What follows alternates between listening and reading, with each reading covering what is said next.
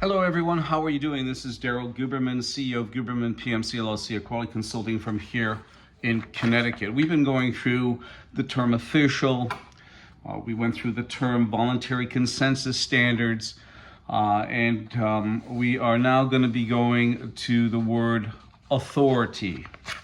The quality term authority uses by ANSI-ANAB and those accreditation bodies who are equivalent to ANAB or ANSI-ANAB. In 2018, ANSI took over complete control over ANAB, and you see on a lot of different websites the differences between ANSI and ANAB, ANSI versus ANAB.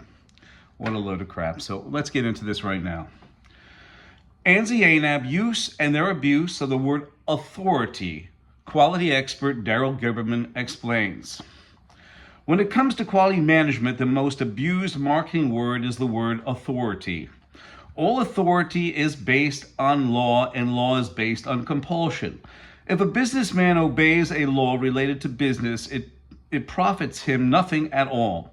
If a businessman disregards a law established for business activity, he will be punished or suffer a loss.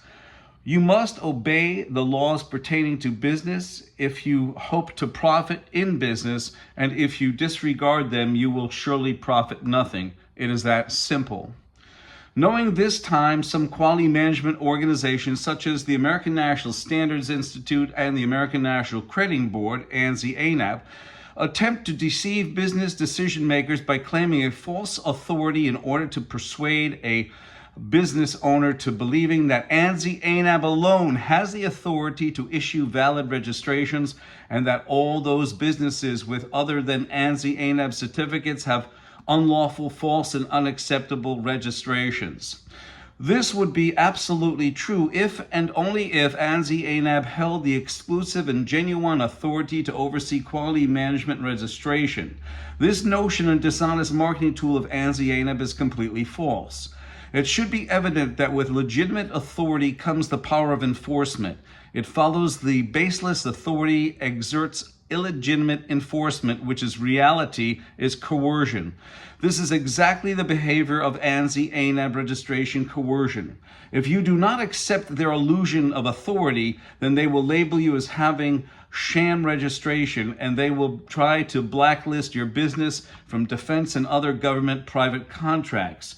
This bears strong resemblance to the organized crime of the protection racket. In fact, by means of the power and connections of the board of directors of ANSI-ANAB, their quality management racket is in fact a true form of organized crime. Now, as a business owner, you have the choice. You can acquiesce in ANSI-ANAB's coercive style of business, or you can make the responsible, ethical decision to manage your business honestly and with a keen eye towards preserving your business reputation. Among all those who recognize willing participation in a scam when they see it, the choice and consequences are completely yours. And we're going to go into this real quick. You know, the factor that ANSI-ANAB have both federal agencies and corporations on their board. You have the factor that ANSI-ANAB, by the way, ANSI took over complete control over ANAB in December of 2018. And you also have them sitting on the IF between 2015 and 2021 when Zhao Jinwu, you'll see that very shortly, a communist Chinese national, took over control over the IF incorporated in Delaware, the International Accreditation Forum. At the time, I will show you as well, he is the chief executive of the China National Accreditation Service located in Beijing, China, who certified the laboratory in Wuhan, China. The reason why I show you this is because China has the China National Intelligence Law, Article number 7. Sitting on ANSI's board are federal agencies like the FBI, FTC, DOJ, DOD, etc., EPA. So let me show you this. In 2015, Randy Doherty, the vice president of ANAB, the chairman of the IF, and also the principal on the IF tax report, handed over, and by the way, International Accreditation Forum is incorporated in Delaware, he handed over leadership of that American company IF to this communist Chinese national, Zhao Jinwu, who's been involved with our quality since 1994. On top of it, Zhao Jinwu is also at the time the head of the chief executive of the China National Accreditation Services located in Beijing, China.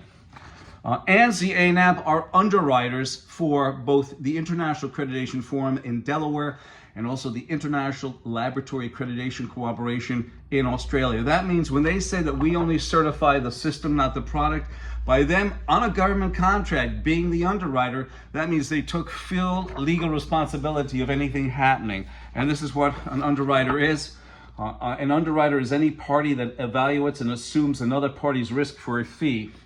In 2017, when Zhao Jinwu was still the chairman of the International Accreditation Forum Incorporated in Delaware, he is standing there in Wuhan as the chief executive of the China National Accreditation Services while still the chairman of the International Accreditation Forum in Delaware. He's handing over a laboratory cert. A Miss Pamela Sale, who at the time under deposition was the vice president of laboratory accreditation, said this about laboratory, and I'm just going to use phlebotomy lab and bio-level 4 lab. Those are going to be the added words here. So this is what she said under deposition in Texas. One of the issues that there is no commonly agreed upon set of standards that forensic labs around the country have to follow. Instead, there are informal guidelines that labs can choose to follow or not. Voluntary consensus standards fail, since standards are meant to be uniform throughout a particular industry, laboratory, automotive, aerospace, electronics, medical, service industries, but they are not, as Ms. Sales illustrated in her description. My telephone number is 203-556-1493, and this was about the word authority. And I thank you very much, and I look forward to hearing from you.